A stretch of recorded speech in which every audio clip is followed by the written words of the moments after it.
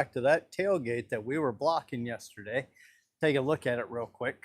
See, I flip this camera around. So this is the tailgate we were blocking yesterday. I finished it all off. I got it all covered up in plastic. It's pretty well ready to go. And so I talked about yesterday, we're going to put another coat of primer on there. And I figured, you know what, might as well do it tonight so that that can sit and dry for about a week or so.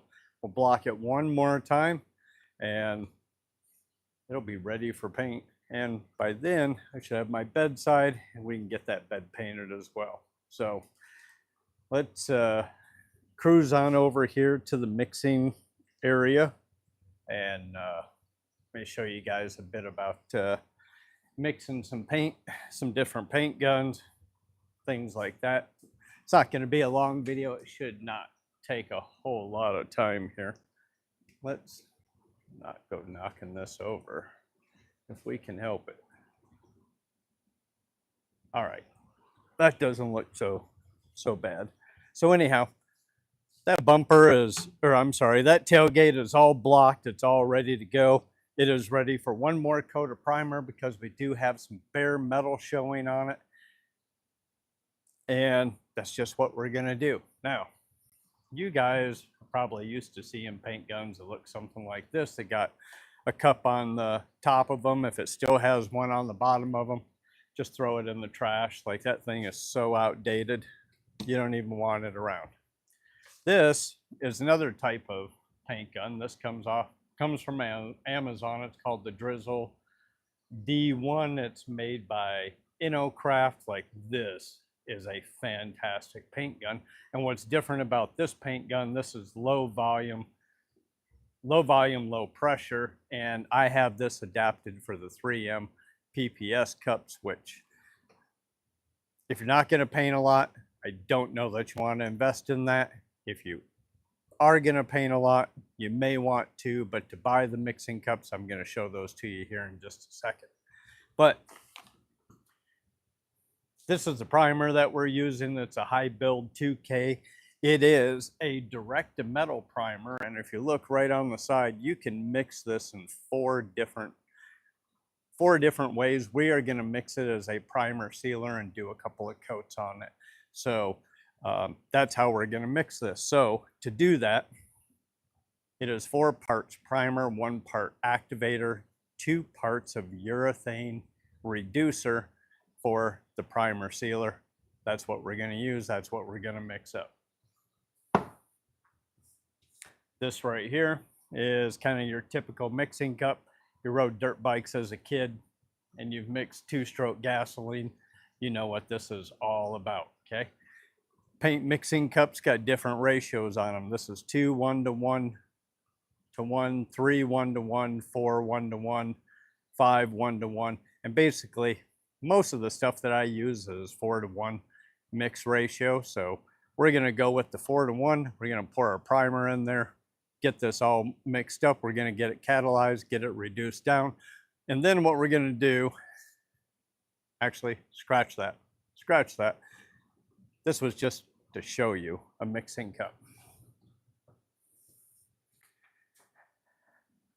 That is the 3M PPS cup, okay? And the 3M PPS cup is pretty much the exact same thing. It's got the mix ratios, everything else on it, but this cup adapts to the top of this spray gun. And as a result, there's no spilling. You can spray upside down. It's easy to clean up. The downside, it's kind of expensive. So anyhow, let's get this going.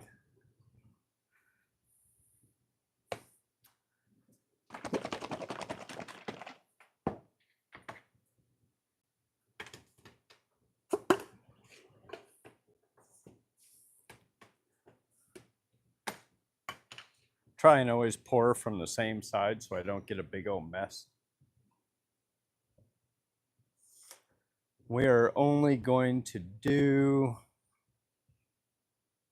to the 2 mark. We're not going to make a whole ton of this because it is going to get double reduced. That's going to make a lot more product, so always keep that in mind so that you're not wasting material. Not that primer is expensive, but it's a good habit to get into.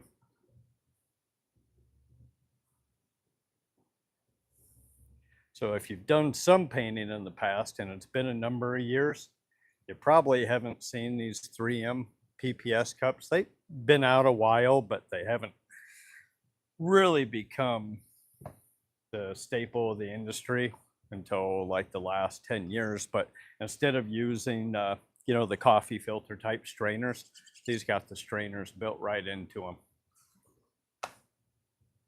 All right, so now that that's done, we are going to put one part of catalyst in.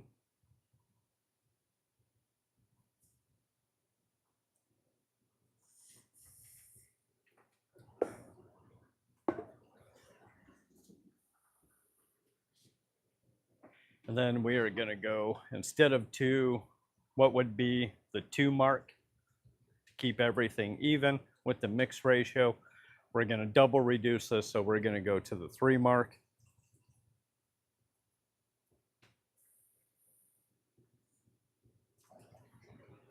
Doesn't have to be dead perfect. As you can see, those couple little ounces of primer that we put in there, that we started, let's swing back around to it. So we started there at the 2 mark, we went to there with the catalyst, and now we're up to 3. And that made a pretty good amount of primer. I'm not even gonna need all that. That's probably even a little excessive. The smaller amount you do, the harder it gets to mix. Maybe not so much with primer, but if you ever get on a mixing bank or something like that and you're trying to make color, like doing a really small amount of color is really difficult.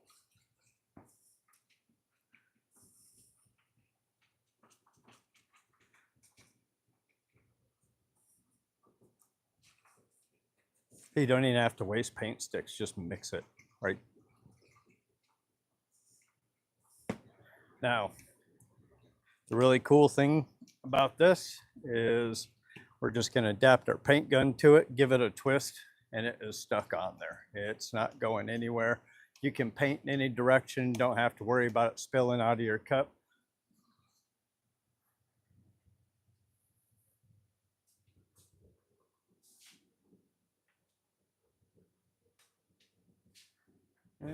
Trying to find a good place to, well, first of all,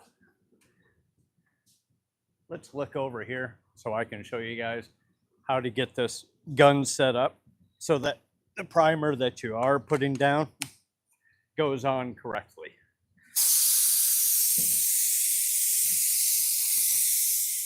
I'm just dusting my panel off. Okay, so when you're primering, what you're trying to do, especially with the primer sealer, hopefully you can hear me off over all this rushing air, is we're trying to get a nice, smooth, wet coat all the way across the surface. So the first thing we want to do is we want to see what our fan looks like. That's a pretty good sized fan right there. It actually looks a little heavier. Nope, we're good. See that decent fan right there? That's a pretty big one. That's about what we want. It's not throwing out so much material that I'm getting runs. May even still be just a touch too much air pressure. And you want to watch that, because if you got too much air pressure, what it's going to do, it's going to start drying your primer as it's going through the air. And it makes a really rough surface. It sucks to sand. It feels like sandpaper. It's really not cool. So the other thing about having your spray gun set up correctly, if your spray gun is set up correctly and you're using a spray gun like this, which is again low volume, low pressure spray gun, it doesn't produce a ton of overspray. I plastic off the doors. I'm not worried about the overspray, and you'll see inside of here, it's really not going to produce a lot.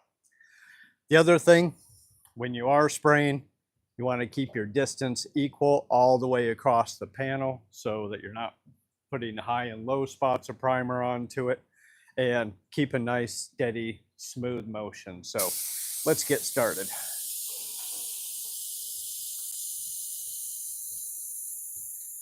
Okay, that very first pass, I hung that fan about halfway off of that edge.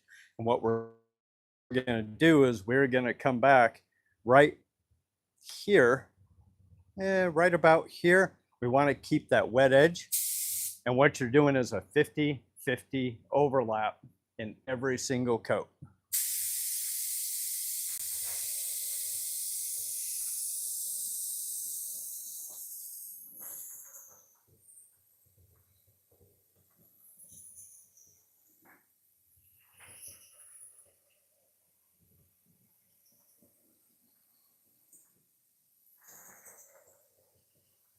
And material staying wet on the panel, not producing a ton of overspray. That means most of your material is going right onto the panel.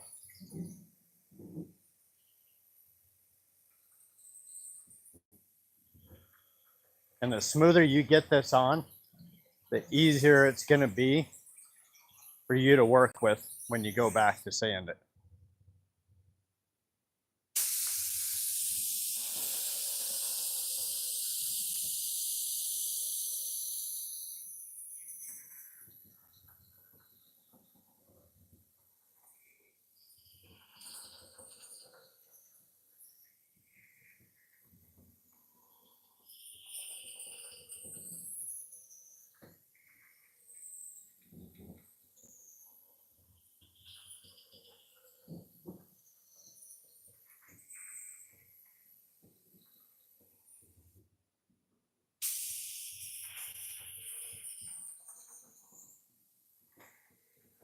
Don't ever want to stop like in the middle of a panel, because obviously you're going to have ridges. And that's it.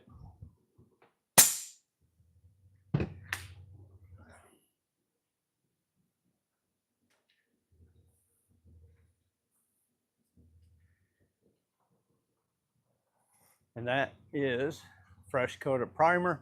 That'll sit for a week. Hopefully I will have the rest of the bed ready to go, and we'll get that painted when we do the bed. Appreciate you guys tuning in for that. Figured I'd follow up yesterday's video with this one so it wasn't so screwed up. Yeah, you can't really hear me talk with a mask on, believe me. I would absolutely have a mask on. Like, I am a stickler for wearing PPE, but I can't talk over it. A week to cure? Absolutely. Absolutely. Yep. I don't care what that can says, it's getting a week. Guys, appreciate you tuning in. We will catch you on the next one. See ya.